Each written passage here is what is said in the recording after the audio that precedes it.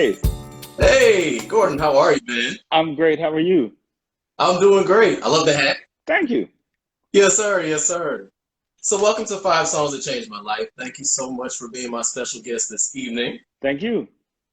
Absolutely, absolutely. So, before we get into conversation, I just want to ask, how have you been during this crazy up and down roller coaster ride of 2020? I've been up and I've Hey, been down. I've had my all right. feet on solid ground. That was a song by one of my favorite songwriters, Angela Winbush, that Stephanie Mills been that she wrote. So I've been up and I've been down, but I've had my feet on solid ground. It's been, it's been a very emotional journey.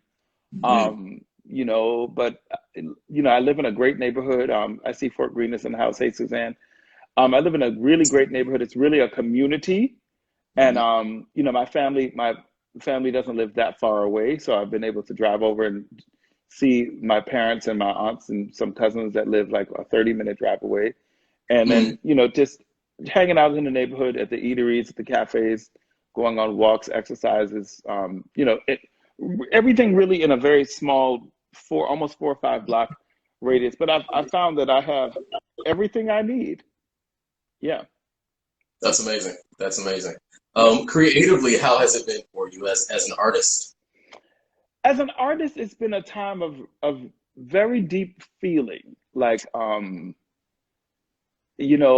I've been educating, I've been doing a lot of education at this time during the pandemic, a lot of vocal coaching, a lot of mentoring of other young artists, trying to keep them afloat, that are younger than me, some of whom have been on the front lines with the protests and whatnot. So it's been like, it's been a time for me to sort of be, um, and I don't want to say elder, I don't want to age myself, but OG, as OG as they say, like, I like it. I like it. just trying to be there really for to hold the younger, I don't want to say the young ones, but the younger ones up, and support them in their artistic journey as well. That's what it's looked like for the most part. Who knows? It may change. The emotions of the time may manifest themselves in a different way. But I found in the last 6 months that this was a time when some of the younger artists in my life needed me, and it was a time having been, a bit older than them, having lived through some things, that they needed my strength, my courage, and my wisdom, and I put my energy into keeping them afloat and making sure that they were strong. So it's like I said, the word for the pandemic the experience has been community. And Yes. I just turned 50 last year. I'll be 51 on Monday. So sort of like when you get to this age, this middle age, you find that you sort of step up when your community needs you. You step up with your wisdom and your strength. So that's what it's been looking like. Yep. Nice. What is one word of wisdom that you offer to the younger generation that is out here pounding the pavement, burning things down, not necessarily literally, but trying to Yeah. dismantle systems that aren't working for us? What is one word of wisdom that you offer? It's interesting. I don't always lead with offering wisdom. Sometimes I really lead with listening, because I mean, this generation is remaking this world. I mean, they're fighting for this world to be. They've had it. They're like, this generation has had it. Yeah. They're like, we won't exist anymore. We are on the front lines of they're in this anti-racism. We are on the front lines of expressing ourselves. So sometimes it's dialogue, and sometimes I listen, because I don't want to be that older dude who's like out of touch, or like, y'all need to do this. I want to be an open spirit that can have dialogue, that can learn from the next generation. But when I do give quote unquote advice, it's just, take care of yourself. Mhm. Like, make sure that you are doing whatever self-care you need, because that's the it's really needed. Like, when you put yourself out there on the front lines, it takes a lot emotionally, it takes a lot physically, it takes a lot Yep. monetarily. Sometimes people put all their time and money and their bodies and their souls into whatever the movement is, and forget to just really, like, you have to take care of yourself. You are the fuel for whatever you're trying to change. So a lot of times Yes. that's been the message, is to take care of yourself. Yep. Beautiful. Beautiful. Absolutely. Self-care is so important, y'all. I saw somebody said lead with listening. That's right. That's a great takeaway. Hey, Lead with listening. what's up, So Devin? I see you. What's up, brother? Yes, yes, yes. Everybody in the building. Hello, hello, welcome. So, for those who are not familiar or who just need a refresher, we're going to tell you who this gentleman is and why he is so incredible, why we care about all these wonderful stories he's going to share with us tonight. You, Mr. Chambers, are a singer, songwriter, producer, and recording artist in your own right. You have a string of #1 hits and other great songs, including No More Rain in This Cloud by Angie Stone, and a few more songs that I won't name right now because we're going to talk about them in depth a little later on. You've written for over 75 artists, including no name or one name breaks, excuse me, like Brandy, Whitney, Usher, Beyonce, Jamie Foxx. The list goes on and on and on. You are also the winner of 10 ASCAP Songwriting Awards and have 4 Dove Award nominations. But you're also an artist in your own right. And you've got 4 projects that are out. Most recently, the album Surrender is your most recent project. And you've toured the world in support of those projects. And as you mentioned earlier, you are passionate about vocal coaching and also mentorship. Yep. I was surprised to find out that one of your mentees is actually Karina Pasian. Yes, she is. Yes. A favorite of mine. Yes. What can you tell us about that great young talent? Well, Karina is like somebody I met when she was 15, 15 years old, by her A&R person, Shakir Stewart, who used to be one of the heads of my publishing company when I signed to L.A. Reeves, Yes, Pitchfork yes. Music Publishing Company. And he called me, he said, Gordon, I have found a really great talent. I found a very special young artist. And there's only 2 people that I really trust to, groom her talent, and that's you and Babyface. So I was like, first of all, to just be like called in the same sentence as Babyface, I was like, okay, first of all, like, let me just absorb that. But Right. then, I went to meet her, and I produced 3 songs, wrote and produced 3 songs on the album, but really became a friend of hers and a friend of the family, and really just helped her find her sound, her voice, her confidence, because she was so young. And, this is a Dominican American young lady named Karina Pasian, and she got a Grammy nomination for her first album. And it was really a pivotal time for me, because it was somebody so young that was entrusting, that the A&R person was entrusting me with her talent, but also spiritually, just like saying, like, spiritually, I passed this person who I find to really be a great talent on to you, for you to help me mold her. And it's very special to me because, Shakira Stewart, who her A&R person, passed away. So Yes. whenever I think of Karina, I think of Shakira, and I think of that was one of the last gifts he wanted to give me, was the trust that he gave me in that young artist. And I don't ever take that kind of trust, for granted. Actually, one of my mentees and somebody who's I vocal coached, and Devin Gordon is online right now. What's up, Devin? Thank you for being here. I really appreciate when young people and parents of young people entrust their youth with me and say, listen, I trust I trust your spirit, I trust your knowledge, and I trust your musicality to help me groom my child. And it was very much that situation where I got to know the whole Pasian family. Yep. So it's a very 360 approach that you have to coaching and mentorship. It usually is about the music. I mean, people come to you, wanting to learn music, but music is a reflection of who you are as a human being. I mean, your music is the mirror of your soul, or it is who you are. Sometimes it's the greatest part of who you are. So it often goes beyond that. Like, it can just come into just like, let's do music, but it becomes it becomes so much bigger than just music. Some of the people I've worked with, the artists and the other songwriters and producers I've worked with, we've really become real true friends, and we really know each other, and we know each other's families and our struggles in life, and it's become real relationship. Mm-hmm. Yeah. Music definitely has that power, for sure. And so that's why this show exists, 5 songs, because of the power of music. Mm-hmm. So let's jump into your list. Sure. We'll start off with Love's in Need of Love Today by the great, legendary, whatever adjectives you want to put on it, magnificent Stevie Wonder, okay? Yeah, there you go. So we're going to listen to a little bit of it, just a little snippet, and then we'll talk more, all right? Sure. Yes, sir. Yeah. So tell me, how did that song impact you? How did it change your life? To me, that song is emblematic of the era that I was raised in. I mean, I was born in October '69. I was born in the 60s, right at the end of the 60s. Hey. But I was raised in the 70s, and I remember the sounds of the music of the 70s. I remember hearing songs like that on the radio. Mhm. I remember the sound of vinyl.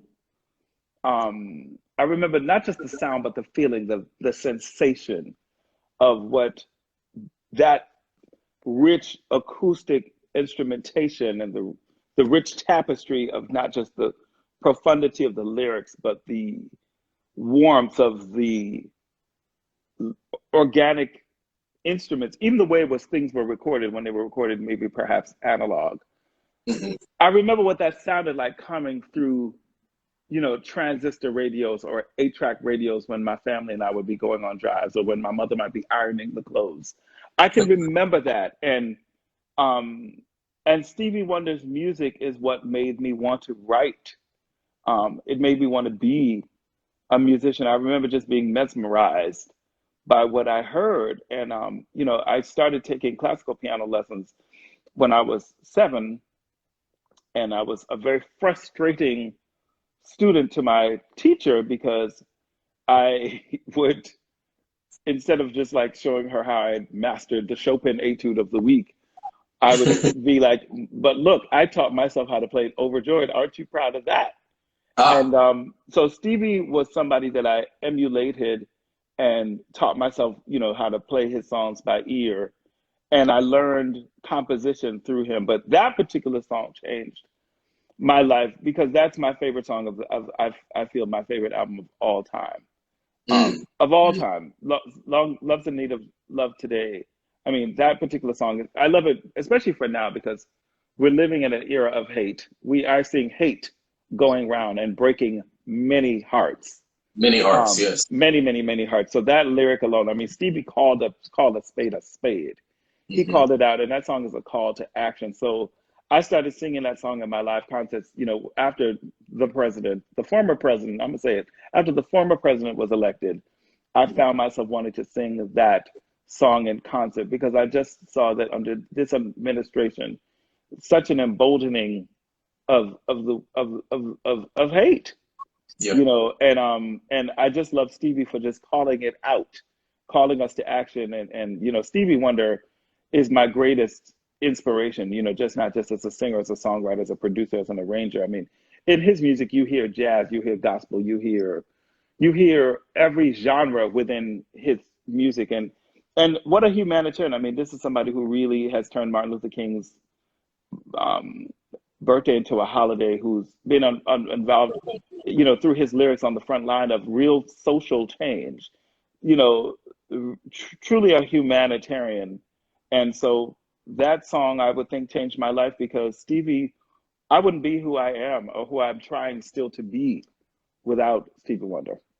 No way. Yeah. He's the be Yeah. all end all for me. Yeah, I love it. I love it. That is the power of music and the power of Stevie's music in particular. sure. Have you had a chance to meet him and relay some of these messages to him? That's a beautiful story. I mean, I remember when I first got out of college. First of all, I was born in the Bronx. I'm of Jamaican parentage, but I was born in the Bronx, and we moved to Teaneck, New Jersey, which was the first town to voluntarily desegregate its schools in 1963. And then I graduated at 16. I was young when I graduated and went to Brown University. And then I graduated from there at age 20, and then I came to work at Essence. And then when I was 22, I got promoted to the title of entertainment editor. And while I was there, we did these we did many we did the Essence Awards. We used to have an award show, and Stevie was one of our awardees. And at the time I was working for Essence, some of my songs had started to be on the radio. And so after the Essence Awards, my former boss, editor in chief Susan Taylor, brought me up, and she said to Stevie, she said, Stevie, have you met our entertainment editor Gordon Chambers? He's just written his first #1 song, Anita Baker's "I Apologize." And he said, and he bent over in my, he said, "Hey, you wrote that?" I said, "Yes, I did." And then he started singing it in my ear. So the first Wow. time I ever met Stevie, he was actually singing my lyrics in my ear. So Incredible. after all the years of studying and wanting to really be this man, that is literally the first time that I met him. Yeah. Wow. Wow. I mean, what can you say to that? The glory of God, the glory of the good Lord above. That's really all that you can say. Yeah, That's it. That's it. So you mentioned the song. It's actually next on our list. sure. I Apologize by Anita Baker. Perfect, perfect segue. Let's get into that Grammy winning tune. Yes, Go play just a little bit of it, and then we'll sure. talk more. I have to tell you that growing up and listening to that song, I always wanted to know who did the backgrounds on that song. So now I know it's you, and Okay. I have to tell you, I love your vocals on that song. Oh, thank you very much. Thank you. Absolutely. So now, tell me how that song changed everything, because I know it It did. changed everything. First of all, shout out to the living legend Barry Eastman. He's an amazing Yes. producer, good friend who changed my life. And shout out to the deceased legend Phyllis Hyman. Mm, Because I met Phyllis Hyman on a different writing session with Dave Hall, another amazing producer. Um, I was on a session with Dave Hall and Phyllis. Phyllis liked my writing and liked me, and said, "Listen, I want to introduce you to this producer named Barry Eastman." And I wrote some stuff for Barry and with Phyllis that came out on one of Phyllis' posthumous albums. But once Barry saw how I could work with Phyllis and work with artists, and understood how to write songs for that kind of singers, and understood how to arrange background vocals and stuff like that, and sing demos. He kind of kept me in his camp, and he and Anita were pretty much done with the Rhythm of the Love album, but there was an unfinished idea. And he was like, "Okay, Gordon, if you think you can do something to this, like we have to demo this immediately." So he called me, and he's like, "Okay." I went up and demoed it at his house. He sent it like via FedEx, because this is way before MP3s. Like he made a cassette tape and FedEx it to her because she was coming to New York to master her album. And while she was mastering, he like had a knew one of the engineers in the same studio, the Hit Factory, because they had mastering rooms and had other studio rooms. And he had a relationship there and said, "Listen, Anita, while they're mastering, why don't you just lay down a vocal idea of the tune I sent you?" Because she'd been sort of listening to it on the plane, and she just laid this rough vocal down. And he just told the engineer, "Just go ahead and mix this record." He had a funny feeling. And so when they went into the second day of mastering, he said, "Listen, Anita, the engineer mixed the rough vocal you did, and I think this is a smash." And she said, "You think so?" And they ended up just putting it on the album and surprising the record company, because the record company had been expecting, the album, but had not known this song. They turned it into the label unexpectedly. The label just loved it, rushed it out as a single. The album ended up selling 1 million records in a week, and mm, um and mm. and then and the song won the Grammy the following year. So it was just, that song changed everything. But I would not have been in that room if it wasn't for Phyllis, if it wasn't for Barry. When you talk about these experiences of your life, it's the people who make it happen. It's the relationships that lead to the opportunities. So yeah. Absolutely.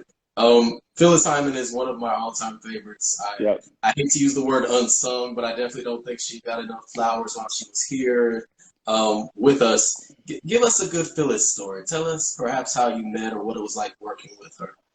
Oh, Phyllis. Phyllis was larger than life. I Mm, mean, as you know, she was 6'2", and towards the end of her life, I met her probably in the last 3 or 4 years of her life, she had put on weight, so she was tall and she had stature, she had presence and posture, and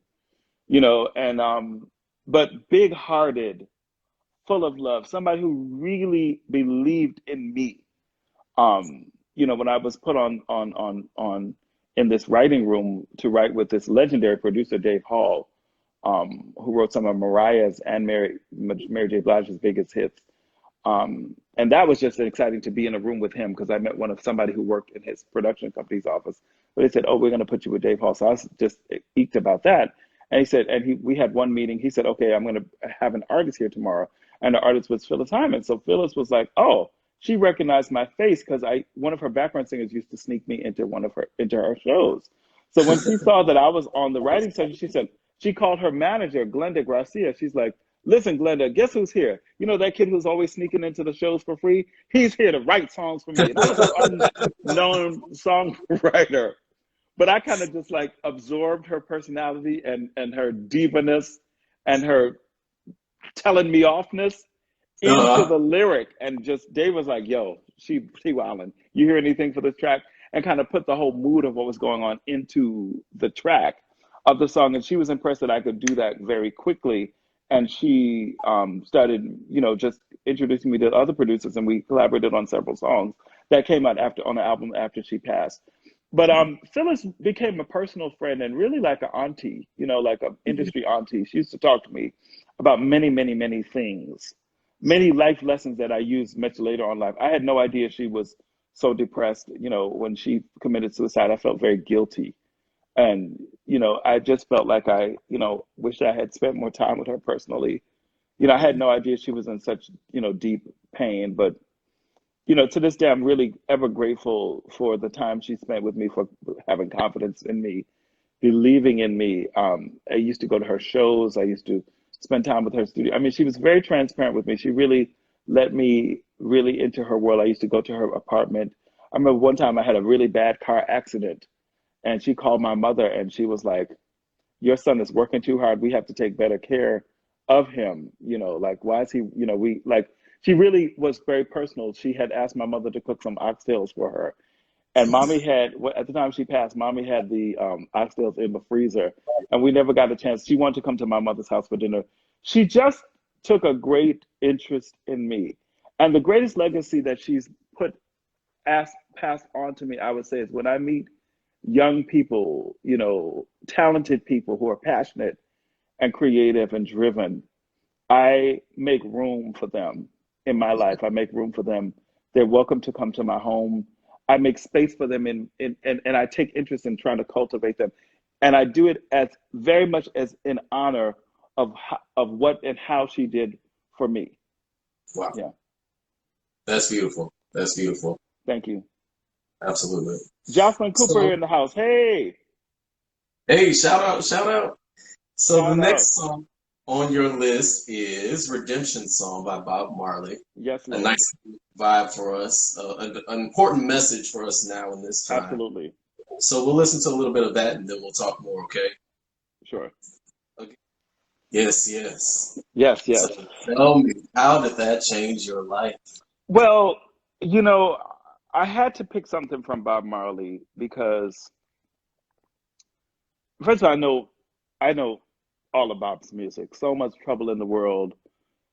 Them belly full, but them hungry. I know all of his work. I mean, I'm of Jamaican descent. My parents were born in Montego Bay and Port Antonio. My parents, my mother's brothers and sisters grew up uh, living on the same block as Kamala Harris's father, actually, the Harrises and the Oh, wow. Ellises were, knew each other as. So I just have to say, as a Jamaican, we're very proud of her amazing masterclass last night in Grace and Power. She was phenomenal. When we have to Wasn't that vote, amazing? amazing. And Yes. listen, y'all, we have to vote. We have to have a plan for voting. We really gotta to have a redemption song on November 3rd. But Mhm. Bob Marley is the music of my childhood. Growing up, um, my father played cricket in a team in the Bronx. He helped start a cricket league, actually. And Jamaicans, like many immigrant cultures in America, keep their cultural connections and roots strong.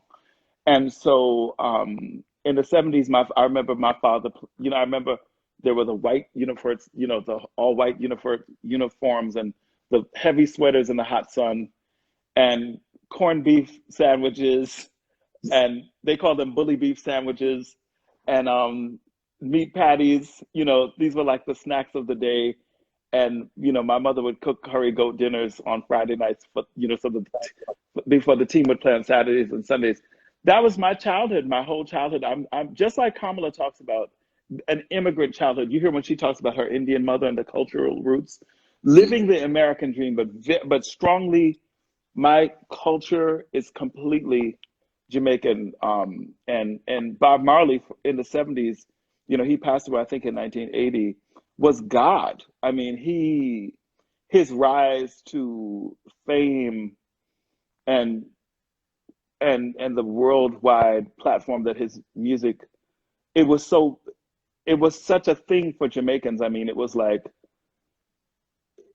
it was almost like when Obama became president, you know, for Black people in America. Like that's how held sacred he was and his music was. So, you know, anytime we were taking a trip, and many of our trips were cricket trips, like when my parents, you know, my father would play. There was the New York Cricket League, but there'd be games in Connecticut or sometimes games in Philadelphia or you know Boston or different places to play other leagues. We would play, you know, we played Motown music. We played, you know, my father loved Teddy Pendergrass. He loved the sound of Philip, you know, definitely soul music, which is where my soul writing came from. But a lot of reggae and very, very, very much a lot of Bob Marley. But also just similarly to Stevie Wonder, Bob spoke about the upliftment of our souls as Black folks, Hmm. and he was very clear. You know, his music has been loved just like Stevie by all races and all classes, and you know, everyone has embraced the humanity. But his music was very Black. Bob Yes. Marley Yes. says, "Emancipate yourselves from mental slavery. None but ourselves will Hmm. free our minds." What he's talking about is Black excellence as a form Hmm. of resistance. And something that I'm very proud of, and I tell a lot of people, is that I have made my career and my legacy with mostly Black people. You know, with Susan Taylor, with L.A. Reid. Now, listen, I've written for pop artists like 98 Degrees and Mark Anthony. I've worked with Mariah Carey. I've worked with, you know, artists and singers and songwriters of all different races. I've gone to Japan. I've collaborated with on many projects in Japan. But Hmm. I have made a living with black black legends and I black love it. icons I love and it. people who've taught me being in their presence to hold my head up high, you know. Yes. I mean, really, the rooms I've been in, I give God praise and thanks that first of all for my parents, you know, who are alive and well, you know, for having hardworking role models that work hard and believed in themselves and taught me to believe in myself, but also the people I've worked with in my journey, you know, Sylvia Roan and Jocelyn Cooper, who's here on this post right now, some of the executives, you know, the artists, being at Essence, you know, going there to work at 20 years old, you know, and you know, I I I remember being in editorial meetings where Winnie Mandela would walk in the room. You know, Wow. I just was exposed and growing up in Teaneck, New Jersey, an interracial town. The Isley brothers were neighbors. Muhammad Ali's daughter went to the school, so Muhammad used to come to PTA meetings at the school. Millie Jackson, you know, the Kool and the Gang. Just seeing Black excellence Mhm. around me made it very tangible. It made it really, it made it feel tangible to dream big. There's a Jasmine Sullivan song from her first album. I love Jasmine Sullivan. She said, "I got to dream big, Yes. because when it Yes. happens, it's gonna Yes. happen." I love that song. So I Uh-huh. just, you know, I say that, and I say that because we have to celebrate that Black excellence as a form of resistance, whether it's in music, in athletics, in physics, in sports, whatever. We have to remember that we were brought here as chattel. That's why we were brought here. And I'm watching an amazing show on Epix, Sam Jackson, called Enslaved. It's phenomenal, y'all. Oh wow. So we were brought here as chattel, and we have changed the game in every sphere of influence, in every, you know, and it's time for us to really own that Mhm. and to, yeah. So so Bob Marley to me put Jamaica on the map. He you know, Jamaica has less than 3 million people, but you know, around the world, he's Bob Marley is his catalog, his songs are known by everybody. I've been to Bob Marley's birthplace, you know, the little town where he was born, and you know, he has a No Woman No Cry. He said Rockstone was my pillow.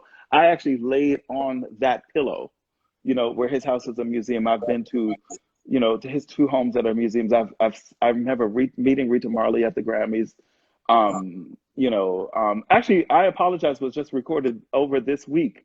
There's a young artist named Fiona who did a reggae version of it. She did a tribute to Anita Baker, on a producer, J Vibe, who's a friend of mine who works with the Marleys, produced it. So that was a really nice experience to see that song be done in reggae. But so so Bob Marley represents my childhood, my foundation, my values. I love it. I love it. So that really speaks to the importance of representation as well. Not only Bob Marley, but the other artists that you mentioned, and how you were surrounded by Black excellence. It's important to see what we can be, of course, and Yeah. how we can get there. Um, how do you feel like we're doing in that regard now in this generation, especially musically? I feel like there might be a narrowing of representation in some ways. What do you think about that? I think that people of my generation, it's very important of people of my generation, of any generation, not to look down on the next generation. Right. Whatever you think that you're looking down on is an opportunity for you to get involved. Mm. It's an opportunity to make yourself available, you know, and not and just, open up your home, open up your heart, give back. Whatever you think you're judging is an opportunity. And so what I see is a generation, especially musically, that feels disconnected in some ways to the generation prior to it. You know what I mean? I mean, when I hear the music, like sort of trap, I don't hear the chords, I don't hear the melodies, that like if you listen to my like the era songs when I first started coming out, the 90s, you can hear a lot of the music of the 70s, which I was raised on. You can hear those big lush harmonies because that's what I was raised on. I was raised on listening to the Arethas and with hearing those kind of big harmonies. I tried to put that into the artists that I found myself producing and writing for. Um, I just feel like there's a disconnection, Sure. but I think that there's also an opportunity to connect. And I look for, rather than to criticize, I look for what's the opportunity to connect. I Yeah. love it. Love it. Yeah, there's definitely a disconnection there, but we need more like you that are plugged in to tap back in Yeah. and not just check out. So Yeah. definitely appreciate that. Definitely appreciate that. So the next one on our list is a big one.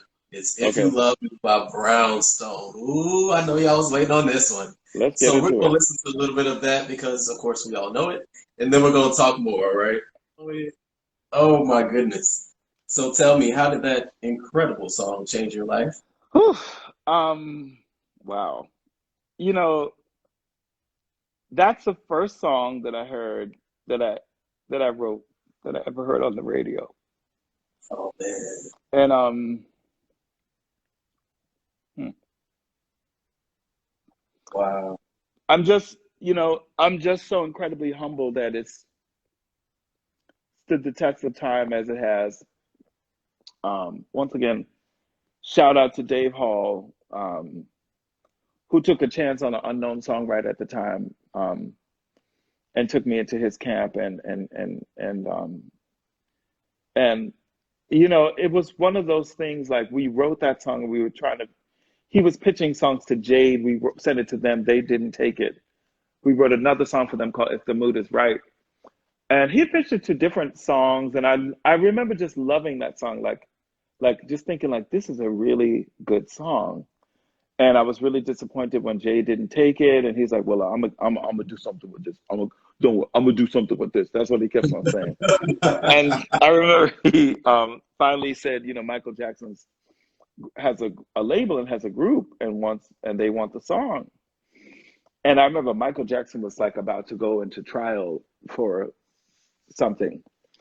I was just thinking, oh, well, that's really great. Like, is this song ever going to come out with Michael Jackson's going to trial? Like, like, I remember just like, how's that going to work out? Kind of like, but, sure enough, you know, the Brownstone, they recorded the song. They did a demo of it. They did their own demo of it, and they because I sang the demo of it. We sent it to them, then they did a demo of it. And they stacked the vocals huge. Mhm. I remember when I heard their demo of it, I was like, okay, now this is very different. Because, like, like it was like I wrote it, the original demo was more on the, I could, oh, the more sensitive, melancholy side of it. But when they sang it, like it became anthemic. And I was like, wow, that's different. And and just thinking like, and then Nikki added the I wanna touch you, baby. She Nice. added that part to it. Like that wasn't part of the original demo of it. And then when we came to record the vocals, I was in the studio with Dave, and they recorded all on the mic together, and then they would double it and strip and stack it. And it just in the studio was like, it was huge. I was like, well, Dave, like, why don't, when Dave and I would record together, usually we'd record like one part first and we stack it. And he's like, they recorded different. Like they just created this big sound. And Dave was like, that's the way they sing, leave them alone. I Because love I it. was, I was so nervous about it, Yep. But they had a vision of how they wanted to sing it. Dave had a vision of how he wanted to produce it, and he wanted to be by his side to to kind of capture the performance. And I remember that the original version, the drums were included in the first verse, and at the studio Dave took the drums out of the first verse, and there was no click track, so it was hard, it was challenging for Nikki to keep up with the time of it because there was no time. So Mhm. I remember it took hours to record that first verse. It took quite a while. Okay. But I was like, well, Dave, why did you take the drums out? And Dave at one point was like, just really got pissed at me. He said, and he yelled at me. He's like, yo, people need to hear these words. So like, That you wrote. and Huh. I remember, him saying specifically, like, people need to hear these words. And so Mhm. that was the recording session of it, and I remember Dave, he recorded it and mixed it all in one session. Like we must have been in that studio for like 12, 13 hours because he recorded it and mixed it one long time. And he was very passionate and very excited about this song. And it came out and I was like, okay, great. That was at the time when I really didn't have, I was, when you're so close but yet so far, like things were bubbling, but like, that song just started to play on the radio, and it played and it played and it played and it played. I mean, it was nominated for the Grammy, but it was the number one R&B airplayed record of that year. And then it just became this anthem. And then, interestingly enough, like after it rose and fell down the charts, because songs, that's what they do, Sure. it got re-recorded several times, over the years in other languages and commercials. Of course, Tory Lanez did it as a sort of hip hop hit with "Say Mhm. It," but it was recorded other times before that. It was used in films. It was used in Living Out Loud. It was used in it was like an EDM version of it done in What Leaves in Vegas. Oh wow. It's I mean it's been I mean it's and then just plus people's YouTube versions of, I mean, somebody to their Instagram tagged themselves just singing it like this is one of my greatest songs of all time. I mean, it really has touched people, and even just like going to open mics and either singing it myself or going to open mics and seeing people sing it. It amazes me that 25 years later, um, this is 25 years since it was recognized at the Grammys, that it has lived on in people's hearts. It's touched the charts and the hearts. It amazes me. I'm still amazed, but I still really love it. Like every time I listen to it, I do like too. even just then, I was like, Dave did his thing on that record. Like when that drum, when he took that drums out, and when that drum drops back in, and that, like, if you love, I mean, it just makes me happy. Like it still feels really good to me, timeless production. And like I said, I love interviews like this because I get a chance to talk about the process, but I also get a chance to really shout out the producers. And I Yes. also want to give a shout out to you. Early in the interview, before the interview, you started playing Never Fall in Love Again. I remember you that was my first single on my first solo album, produced by Troy Taylor. So I want to give him a big shout out Troy while I'm on Taylor, this yes, interview. yes. Yeah, you should interview him at some point. He's Atlanta based as well.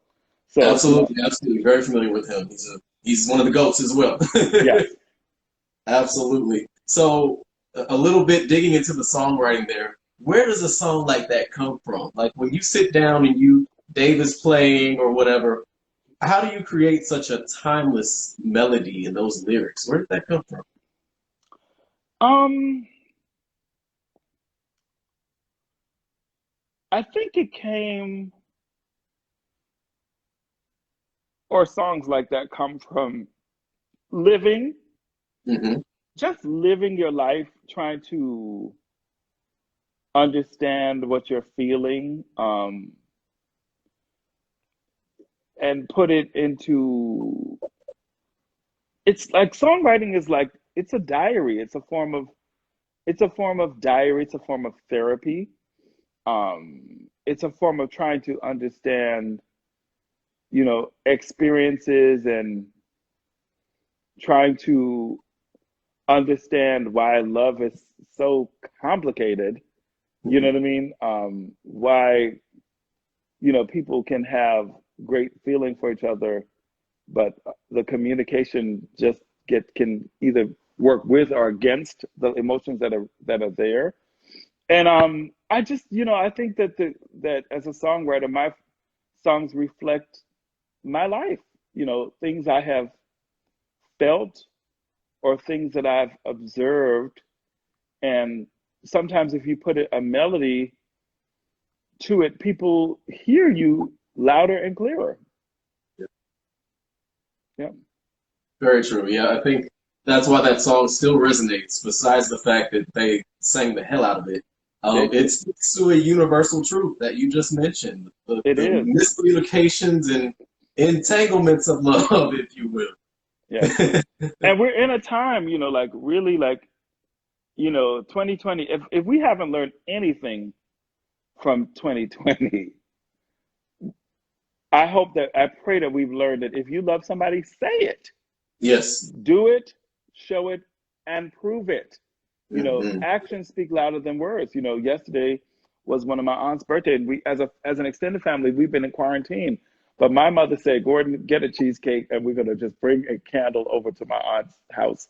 And we Love just like it. knocked on her doorbell, and we made her very happy, and we made ourselves very happy because Oh we my all, gosh. it's all the same time, but we've been sort of keeping our social distance. But a birthday is a birthday is a birthday, and so actions speak. As the song said, actions speak louder than words. So I think the legacy of that particular song is like I talked about, but Bob Marley and Stevie Wonder. If you love me is a call to action. Yes. Do something about it. Yeah. Absolutely. Absolutely. So yes, happy belated birthday to Auntie, and Yes. happy birthday to you. You've got one coming up too. All these great Libras in the house. Monday. Yes. When was your birthday? It's coming up the 21st. Right. So I'm right on One the of my cusp there. one of my friends, Libra Jermaine, is Scorpio. on here. He's a Libra. What's up, Jermaine? I want to give a Hey, shout out to some of my other friends. Prince Jameer, Lord. what's up? Ron Rogers, I saw you. Nate, these are just friends of mine who always give me so much support. I just want to say their names real quick. I Sadir's love it. in here. Jocelyn, who I said hello to earlier. Say the names. There you Yeah, go. That's right. We appreciate everybody for tuning in for yeah. sure. We got a So the full next house. song on the list is in the jazzy realm. It's My Funny Valentine by Diane Reeves. Yes. Master vocalist. Master Yep. vocalist. So we'll listen to a snippet of that and then we'll talk more. Sure. She That is such thing. a gift. She is such a gift. That thing. I remember like all right. So as a child, I grew up writing songs, playing the trumpet, playing Mm, the piano, writing. Not really singing. Singing came later, more in college. okay. But I remember the first genre that I was attracted to singing was jazz. There was a freedom about it. And I remember hearing that song playing on Jazz 88 late at night one time in my first car. I remember it was a Ford Escort, a red Ford Escort, my first car. And I was driving somewhere. I think I was going because I used to go to a lot of jam sessions and just meeting musicians. For one thing, it was free. Like I had no money. This was in college. I didn't have any money at all. So, you could go to a jazz jam session, you buy like one little drink, sip on it like all night, and hear this incredible music. So I remember hearing on the radio Jazz 88 and hearing Diane Reeves. I remember calling the DJ. I was like, who is that singing? Because I knew it was my Funny Valentine, the jazz standard, which has influenced me because I wrote a song for Carl Thomas called My Funny Valentine that was kind of inspired by that. But I Nice. remember just the sound of her voice, like the effortlessness and the way her voice was going and to all these extremities made me want to be a singer. And I remember calling and be like, who is that singer? And some of my very first concerts that I put together, I would always sing that song. And if you see me in concert today, and I've done concerts in different kind of settings, I'm very much a jazz musician in my heart as a performer in terms of like no matter what the genre of the music is, if it's R&B or if it's gospel, I there's a free spirited nature and a journey that I'm taking myself on. That's very much the jazz musician in myself. And Diane Reeves in that particular song and it made me feel like I could sing. Because I grew up around all these amazing singers, but I didn't believe that I could sing. But that song, hearing that gave me confidence that I could sing, I could find my own voice. And the notes that I would almost hear as a trumpet player on the piano, I could actually make myself sing what I heard in my head. Yeah. So that was very influential to me. I have to take a little 1 minute bathroom break. So Hey, can that's you important. can you hold court? I'll be right back. Give Absolutely. me 1 minute. Okay. Talk to the Sure. people. I'll be Absolutely. right back, y'all. Okay. That was Hello. great. Did you wash your Yes, hands now? I washed my hands. I said 1 minute, Yes. and I did. Yes. I love it. I love it. So what we're going to do is because we've almost hit our hour mark, let's Okay. actually go out of the room and come right back in so that we Okay. don't get chopped off by Instagram. Okay, everybody, come right back. All right. And I will answer these questions. I see there's a couple of questions, and I will answer them. Okay. Yes. Yes. We'll bring those up for sure. Okay. Cool. So before we get to the next song on our list, we definitely had some good questions that came up. One of them was, how is it working with the one and only Deborah Cox? Ooh, effortless. I mean, Deborah is. She and I did a conversation that's posted on YouTube, I watched um, it. called on her Cocktail series. Hmm. Deborah is like a thoroughbred. Like there are some people who are just very talented, born with great talent, but they've also like honed their talent. Like Deborah is that showgirl. Like she can get on a gown, like write a song, sing a song, act. Like she's like a real professional. So like going to work on the song September with her, it was effortless. We also worked on a lot of other songs, several songs. Sometimes when you work on these albums, you submit several songs, but that's the one that gets chosen for the album. But Sure. it was was Aretha and Gladys were the most effortless singers in the studio to work with. Like where like they just could sing take after take after take and their voices never failed them. Like they knew their placement of their voices. Like you said, okay, I need it quieter, I need it louder, whatever. Like, can you sing me this run, or we need something for the pocket here? Like she just could do whatever I wanted her to do. A real veteran kind of talent, extraordinarily talented singer, extraordinarily. Yeah, effortless in the studio. It was fun because it was so effortless. And when it's that effortless, when the singer's that effortless, it's really creative because you can do anything, you know? Yeah. Yeah, there's definitely a freedom in that. Did you happen to see her in The Bodyguard, the musical? Yes. I saw her in that. I saw her on Broadway. She did a Dinah Washington tribute album, and I saw her on, you know, doing that. I've seen her doing many, many, many things and many things well. You know, she's always good. She was Yeah, she's always great, actually. Yeah. There we have it. There we have it. Absolutely. So much love to Miss Cox. We love her here. Hmm. Another great question was, what is a song that you wish you wrote? Because you've written so many. Oh, I mean, so many songs I love. There's just so many songs that I love. I mean, any song that I love is like, okay, I wish I wrote that song. So, I mean, like I love. Okay, uh, I was thinking before we were getting ready to do this talk, there was a song I wish I had included, but I remember as a child there was a song, a Diana Ross song called "Remember Me," and I remember as a child hearing that song and being mystified by that song. Ashford and Simpson. Remember me as a big balloon at a carnival that ended too soon. Remember me with every song you sing. Remember me as a good thing. That lyric, Nick Ashford, rest in peace. The construction of those words and the way it flowed and the melody. Whew. Brenda Russell, is also like when I hear Brenda Russell songs and the way that she constructs them and the Get Here by Brenda Russell. I would say that's a Yes. song I wish I wrote that. When I hear that you can reach me by airway, you can reach me by trailway. You can reach me on a big balloon, but you better do it soon. You can reach me by caravan, cross the desert like an Arab man. Mm-hmm. I don't care how you get here if you can. Yes. It's like it's that song, like that. Oof. You I mean, know, I love um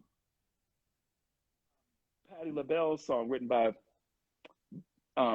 I think Bunny Siegler. If only you knew, I must have rehearsed my lines 1,000 times until I had them memorized. But when I get up the nerves to tell you the words, just never seem to come out right. yes, If yes. only you, it's so clear, but it's so vivid. So there's many, many, many, many, many songs that I hear that I love that I read. Umbrella, you know, when when Rihanna came out with Umbrella, I was like, you can stay under my umbrella. I mean, it was so vivid, so beautiful, so romantic, but with so much Yes. swag. And the hey, hey, I was like, that's just hot. So yeah, Shout out to the remember me. dream. Absolutely. Shout out to the dream. Yep. Yes, yes. So we're gonna get back to an amazing song that you wrote. Oh my gosh. I know the people tuned into the Brandy and Monica verses recently heard this tune and were reminded of how great it is. Missing You, Mm, by Brandy, Tamia, Gladys Knight, and Shaka Khan. We're gonna hmm. listen to a little bit of it and then we'll talk more. Sure. I really just want to listen to Gladys right now. I just want to listen to Gladys. Yep. But Instagram not gonna cut me off. So Right. so tell me, how did that song change your life, sir? Well, that song, my grandmother had passed, my mother's mother, and she passed young. I mean, she was 82, but my other grandparents lived well into their 90s, and one of my grandfathers lived to be 102. So 82 for us was young because a lot of Jamaicans live long. Hmm. But she got sick, she went into a coma, and she passed. And my mother was in deep grief. Um, I mean, my mother must have cried every day for 6 months. I'd never seen grieving like that before. So that was the grief that was and that was my first grandparent to pass. My grandmother used to visit us every year, or vice versa. So, um,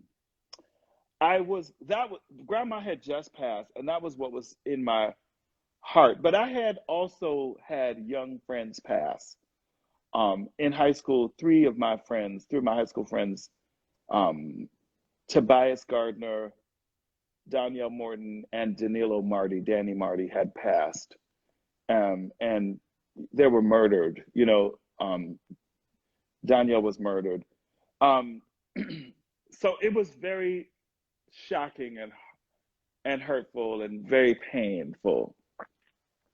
So by the time I was 23 or 24, when I got asked by Barry Eastman, who'd been asked by Sylvia Rhone to write the the theme, the end title theme for that song, those were the personal emotions that I was delving into. The song was originally just pitched as just a song to the film, and then Sylvia was trying to cast it. At first, there were talks of Lauryn Hill doing it as a duet with Roberta Flack, because that was after Lauren had the huge hit with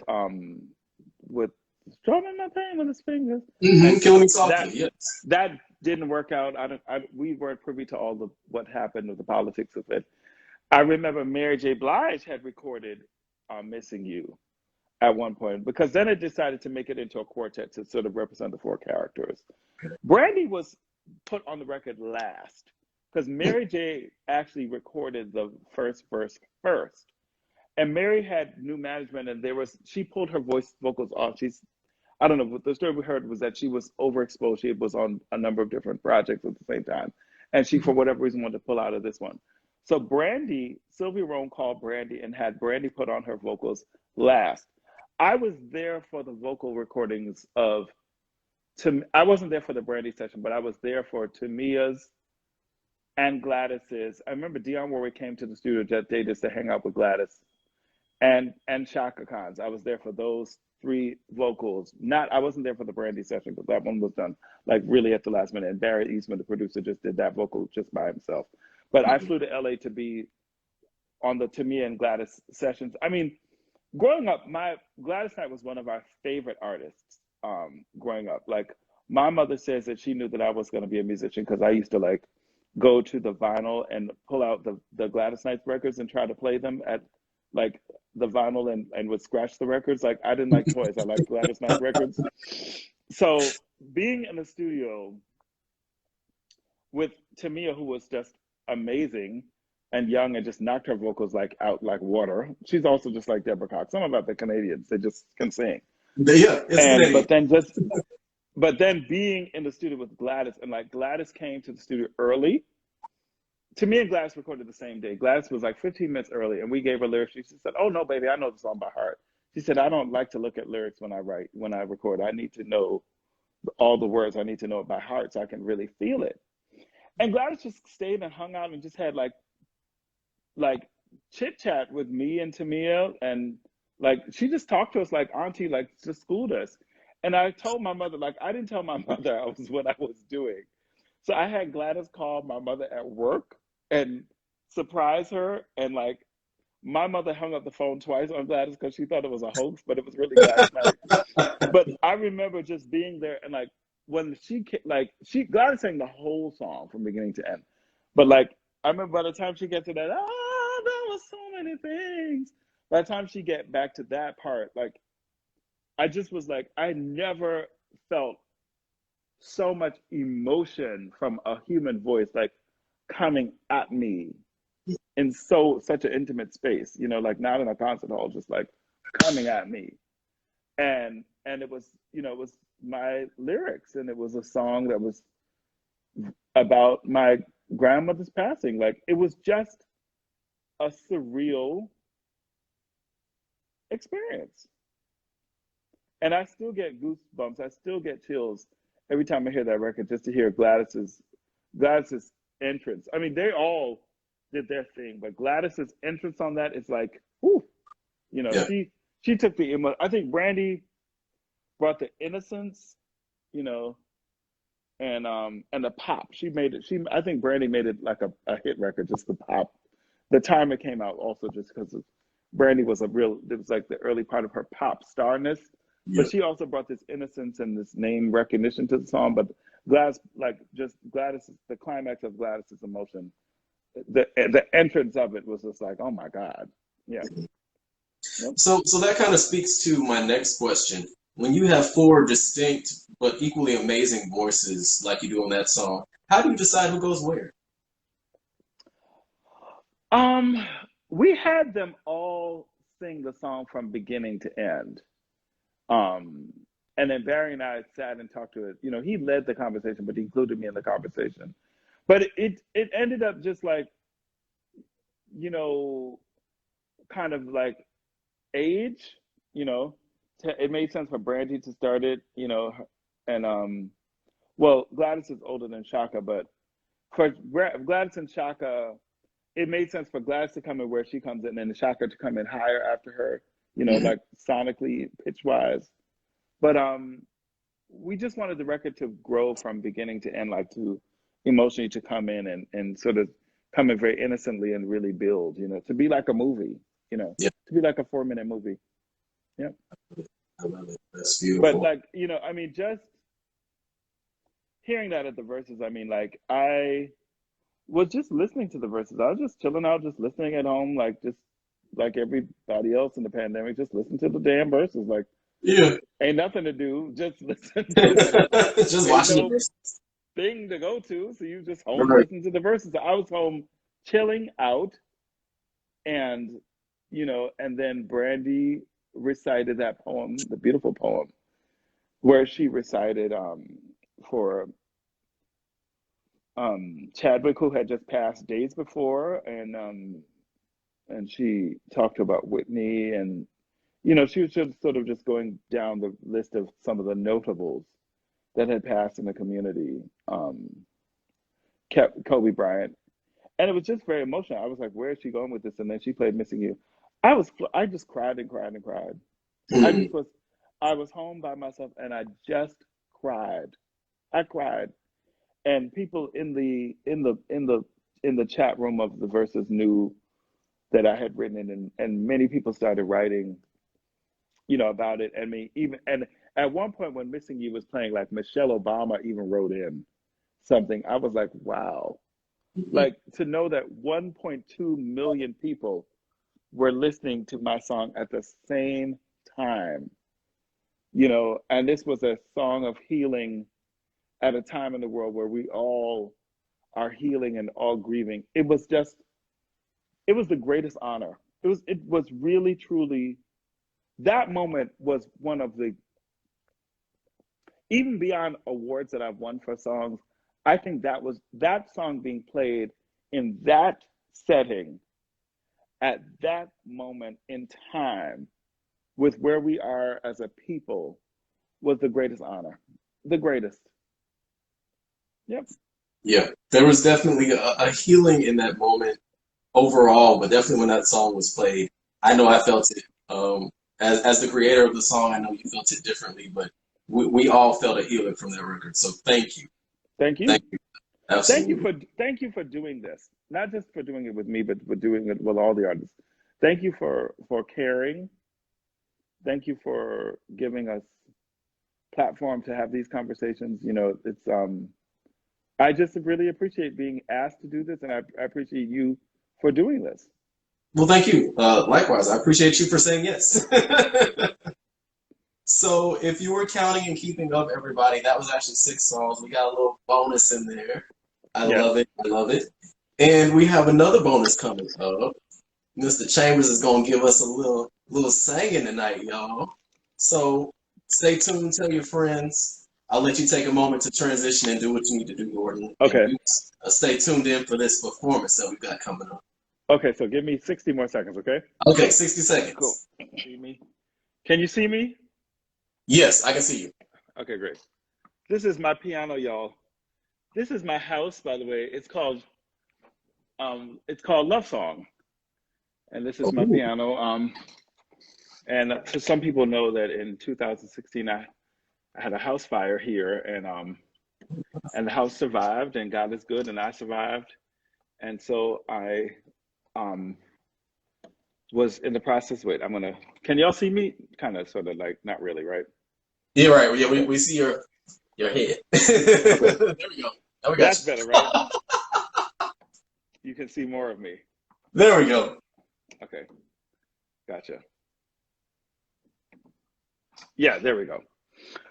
So anyway, after the fire, I just decided to take some songs I had been working on, and put an album out, and the album was released a year after the fire.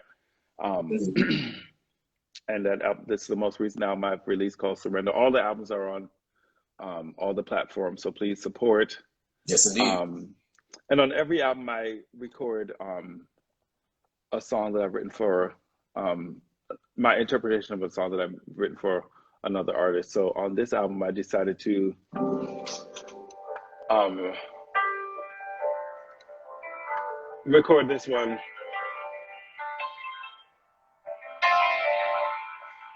And I'm going to do this one because a lot of people were saying that in verses, they thought that they were going to hear this one. So since this is my verses with you, I'll do But like we were talking about early in the talk, some of my favorite songwriters of all time are Bob Marley and Stevie Wonder, because some of their songs were not just beautiful songs, but they were calls to action. So this song that I wrote for Brandy, but I also re-recorded on Surrender, is also a call to action, and it goes like this. My mom is listening. Hi, mommy. Hey, I Mom. had a dream, a crazy vision. It may sound strange, this intuition, but it was true, beyond description. And somehow I knew that it was real, that there is just one sky above. There is just one source of sweet love. And if I've got one chance, one choice, let me sing it with my heart. One song, one voice. I've seen the fires of deep division, all the hearts of stone, the cold ambition. But I have found the sacred mission is to live in God's world and still believe that there is just one sky above. There is just one source of sweet love. And if I've got one chance, one choice, let me sing it with my heart. One song, one voice. I'm talking about a song that will heal. A melody of reason and freedom, with words that will speak for the weak, the hopeful and the strong. I'm singing for everyone, because there is one sky above. There's just one sky above, one source of sweet love.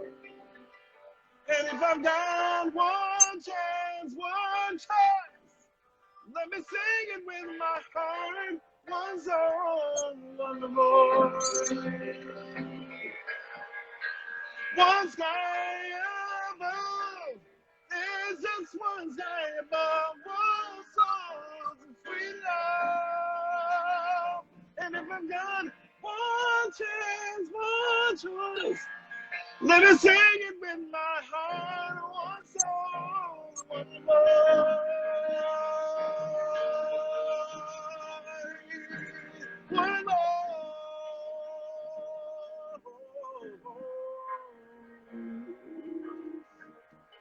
I sing because I'm happy. I sing because right now I'm feeling free.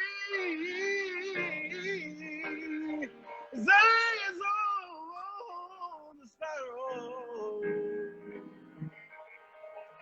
And I don't know about you, but I surely didn't know. I don't know about you, but I know. I'll be 51 on Monday, y'all. Yes. But here's what you know. My name is Cash App Gordon Chambers. Me, you,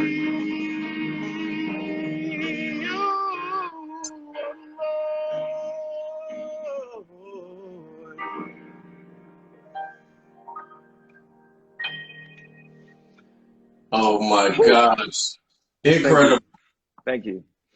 So I Thank thought you I so would much. sing that song live because that song is my life. Like if I when my day is done, I want it to be said that I was a human being that, that wrote and sang a song, like the bridge says, a song that heals, with a melody of reason and freedom, with words that will speak for the weak, the hopeful, and the strong. I'll sing it for everyone because there really is truly, we have to vote. If we learn nothing from this year, we've learned that division hurts and we must heal and we must look for more in what we have as in common ground. We've got to find that in each other. That's because there truly is one song, one sky above. There's just one source of love. And if I've got one chance, one choice, let me sing it with my heart, with one song, one voice. That's it. I can't say it clearer than I said it in that song. That's it. That's my life in a song. Yeah. Yeah. And you've definitely given us so many gifts of musical healing and unity in the works that you created. So again, thank you so much for everything that you've given to us and continue to give to us because you're not done. We know you're not done. No. Um, so before we go, please tell the people where they can find you. Again, tell them that Cash App because your birthday's coming up on My Monday. birthday, listen, if you want to bless me, it's Cash App Gordon Chambers, Gordon Okay. Chambers. Hallelujah. Hallelujah. But people can stay in touch with me. Obviously, here my Instagram is Gordon Chambers. I have Facebook, Gordon Chambers. My Twitter is Gordon Chambers. And I do vocal coaching also. I do it virtually and I do it in the tri-state area for people who come to the house. We have ample space here for social distancing. We have 50 feet in this space if Hey. you want to come and sing. So I do vocal coaching, but people can also reach out to me for that, for if they're interested in doing lessons. I love to give lessons and give some of the freedom and the knowledge and the joy of singing back to people. So that's something that I do as well that people can Beautiful. contact me directly about. My email is gordon@gordonchambers.com, and my business phone number is 212-696-6774. So if you need me, call me, to quote Ashton and Simpson again. But Hey. this was so much fun, Jason. It's always really great being interviewed by another artist, by another, musicians, and musicians have special conversations. And Libras and Libras. When is your birthday? Hey, the 21st. Okay, so let's just happy birthday to you. Happy birthday to me. Yes. Happy birthday to all the Libras. All the Happy Libras.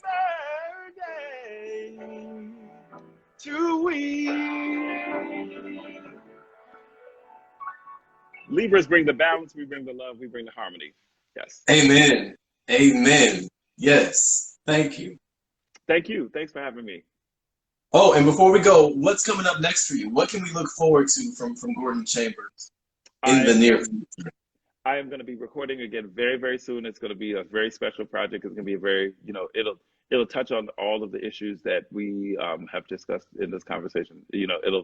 And maybe the end of this year, but if not the next year, definitely 2021. But it's going to be very spiritual, and that'll be album number 5, and I can't wait. I love it. We can't wait either. So thank you so much for joining me. Everybody, thank you for tuning in for 5 Songs That Changed My Life. Special guest tonight has been Mr. Gordon Chambers. Everybody have a great evening. Peace. Bye. Thank you. Bye-bye.